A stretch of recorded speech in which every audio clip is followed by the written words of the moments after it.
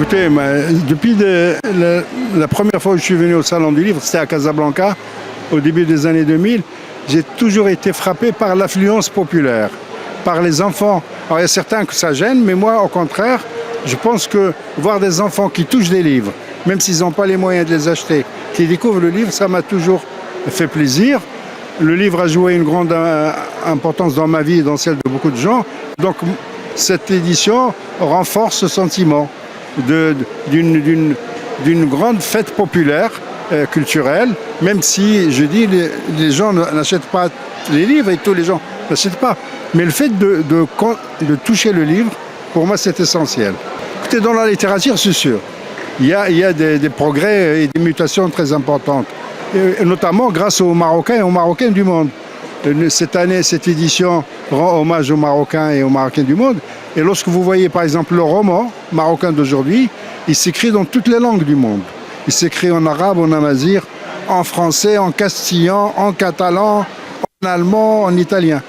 Sur la lecture, c'est plus compliqué, comme vous le savez. Le Maroc n'est pas le seul pays touché aujourd'hui par le recul de la lecture.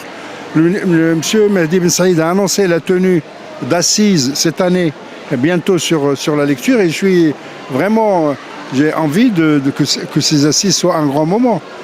Bien évidemment que le fait de promouvoir la lecture est une première responsabilité des pouvoirs publics et de l'école, mais c'est aussi une responsabilité collective.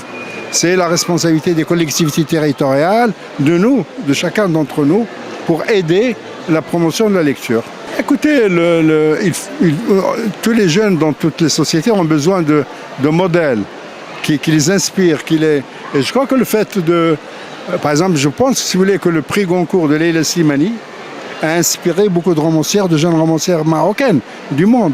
Donc on a besoin de modèles qui nous inspirent, qui nous poussent et qui nous réveillent d'une certaine manière. Et donc un événement comme celui-là, le fait de voir des centaines et des centaines d'auteurs, de chercheurs, de créateurs, doit probablement avoir des effets, pas visibles dès le premier jour, mais à long terme.